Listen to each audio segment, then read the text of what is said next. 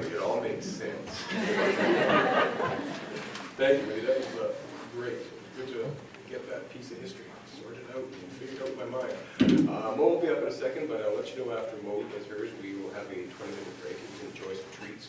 We will have a book table in the back as well for you to look at. And then we'll continue on. Moe Lyons is our next story time before the break.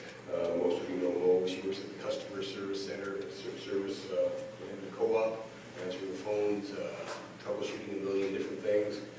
And also Mo has spent a large part of her life associated with Barnes of the Valley Community Center. Lately she's been fighting to save Cove Creek and other endangered rivers. And she finds a bit of time to play. So today she's going to talk about her experience with the Arrow. And as well, she was part of Images, Canada's longest running feminist paper. And she's been rabble-rousing the Kootenays for over 20 years, and I'm sure we'll get a sense of that pretty quick. Moe Lyons.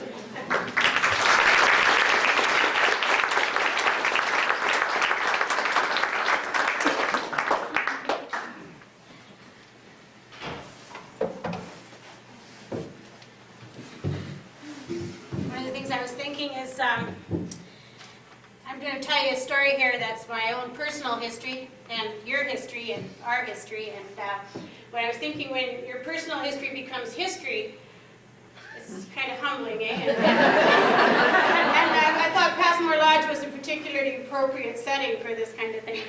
So what I'm going to tell you about is my story, really, our story, and the story of the Arrow, which was a little alternative newspaper that came out of Castlegar 35 years ago.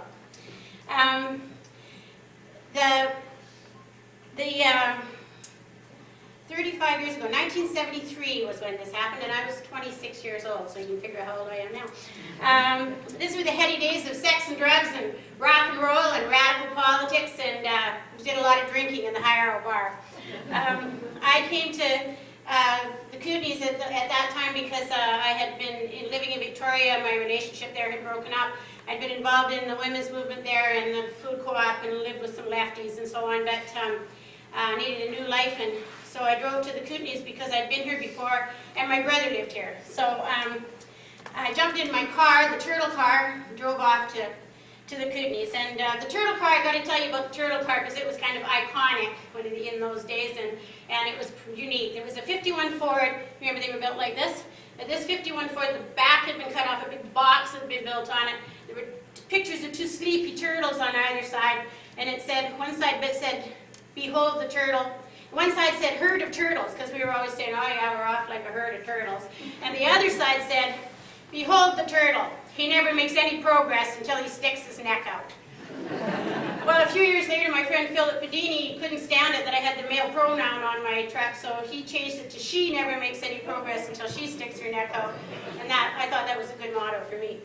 The turtle had a big bed in the back, that's about all it had, a big red bed, and on the wall was a poster, a Freewheeling Franklin poster. Many of you will remember it. It said, "Dope will get you through times of no money, better and money will get you through times of no dope."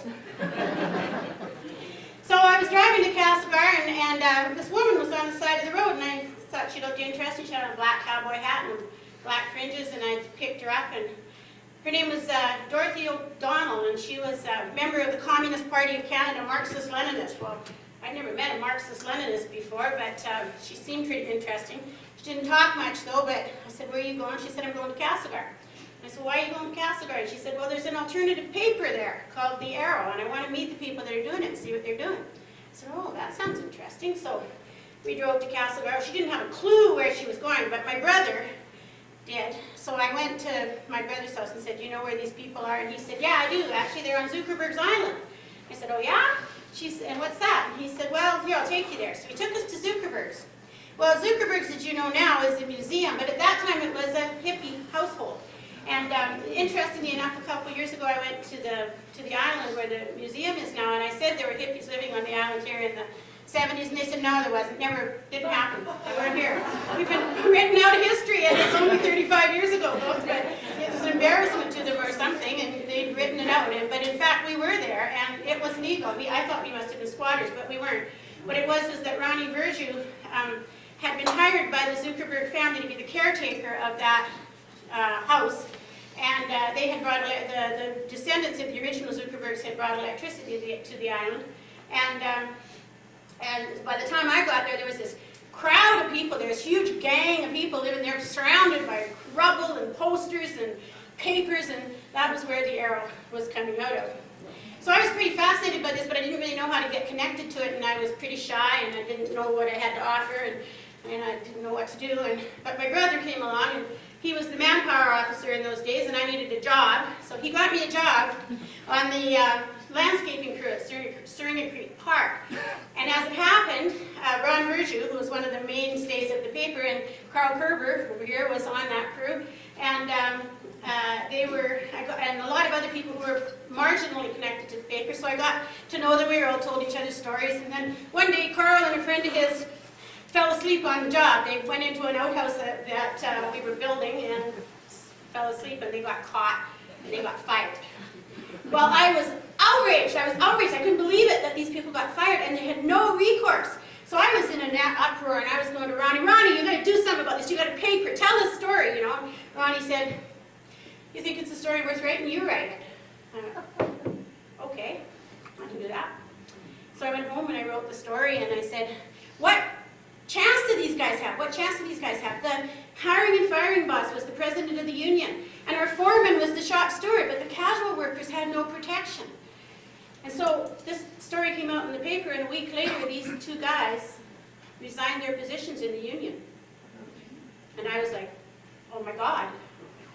This was my first real glimpse of the power of the press and the place that I could have in it. And so I started working with the paper. That's where it went from there. It became my life for the next several years. How the paper had started, well, when I came there in the summer of '73, I thought it had been going on forever, and these people all knew what they were doing. But as it happened, what the truth of the matter was, they'd only been doing it since the spring of '73. And where it had come from was that those were the heady days of opportunities for youth, and Marty Horswell, who was the grants officer at that time, and several local people, Ron Verju, Bob Melnick, Joe Irving, another woman named Maureen Sager, a couple of other people I don't know. These were local people. Ronnie's dad was a union activist. Bo's dad ran the ferry to Robson. Joe Irving, well, many of you know his family. His dad was an old iron worker. They had union roots, and they were working class boys, and they came from good families in town. So Marty thought this was a great idea. Yeah, put out a paper. Ronnie said he thought that Marty's idea was they were going to put out a nice little arts and culture paper and so on, and he said a few times over the course of the grant he'd run into Marty, and Marty would kind of go, what the hell are you guys doing? But they didn't care. They had the money. They had a few months to put out a paper, and they had some really clear ideas about what they were doing. They built this paper consciously on a base of the history of resistance in the Kootenays. They knew what they were doing, and they did it intentionally.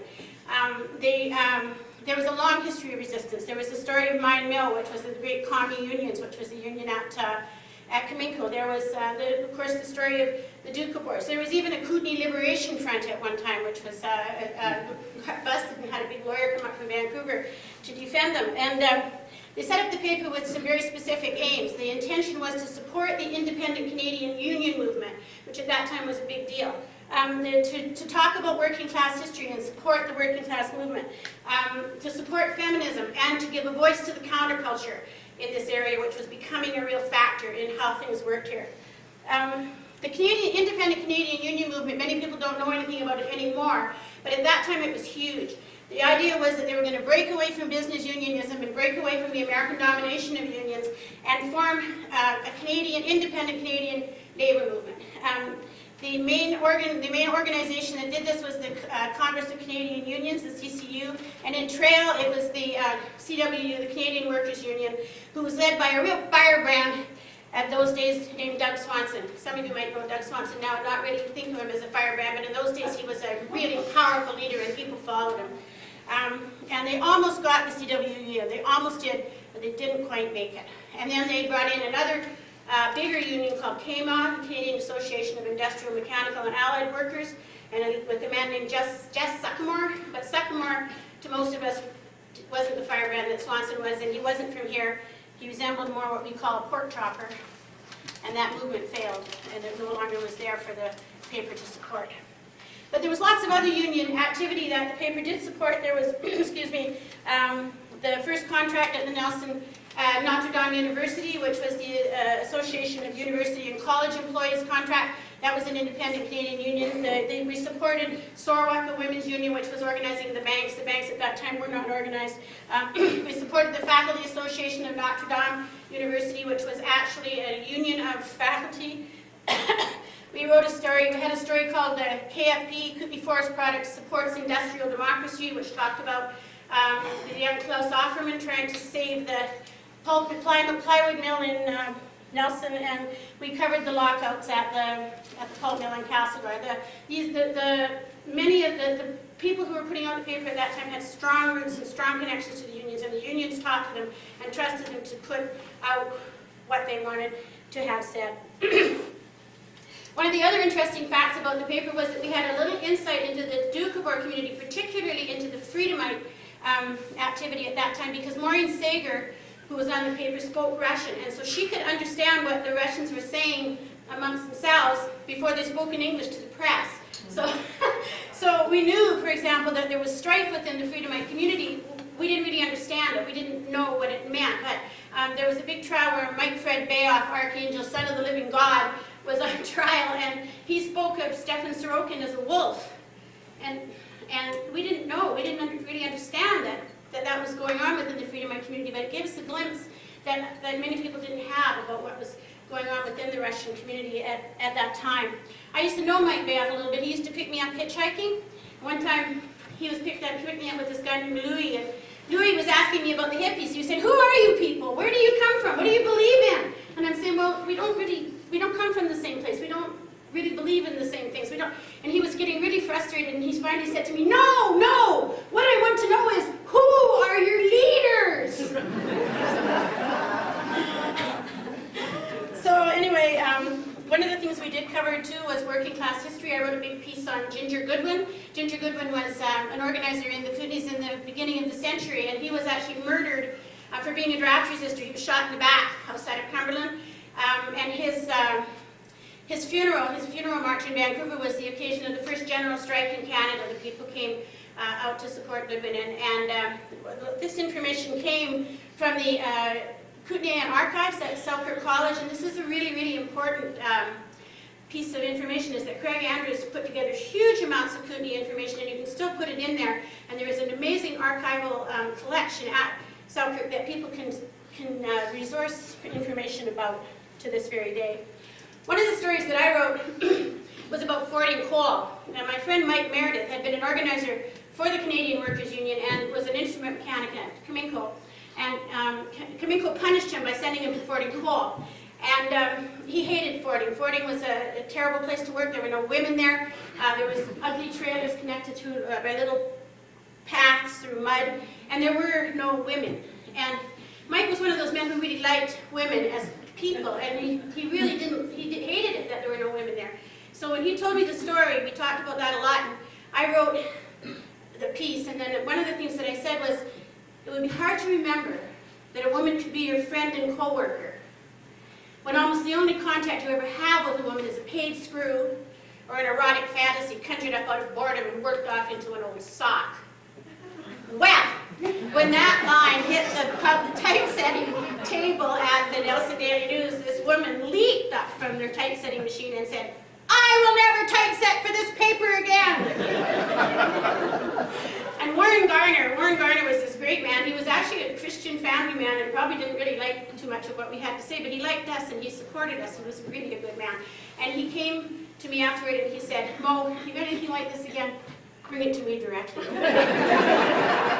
And but you know what happened? That never did get in the paper, because when I took it back and told the story to the collective, one of the men that I didn't like in the collective took exception when he realized what I had said and said, "You can't speculate about the personal life of these men, so you have to take it out." And I had a huge fight, but I didn't get to put it in. So that last little bit about the sticky sauce never did make it into the paper.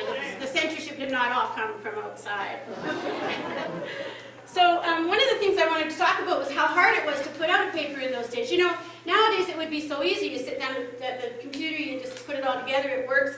But you know, in those days you typed it all up, you wrote it all up, you scrawled all over it, and the way that you edited things was you cut it all apart and then you put it all together like a Rubik's Cube and taped it all in place, and you took this mess to the Daily News and you handed it over to them, and they did it. They typeset from it. They made it into layers of rows of photo typesetting, and then we took it away and pasted it up. And originally we had an office that Ronnie bought for us on Columbia Avenue, and we had a couple of crude light tables that we used there. But eventually what we did was, later on we decided that we wanted to really take the paper to the people, and we used to have a big door, and we used to go to people's living rooms, and we'd do the layout and paste up in people's living rooms, and we'd lie around in people's living rooms, work on their tables, people would feed us, and we'd do the layout and paste up in people's living rooms and involve people in the paper in that way. And that was pretty interesting times, made for a pretty funny looking paper at times, but we thought it was beautiful, and it's kind of beauty maybe only a mother to love, but it was in its own way a beautiful paper.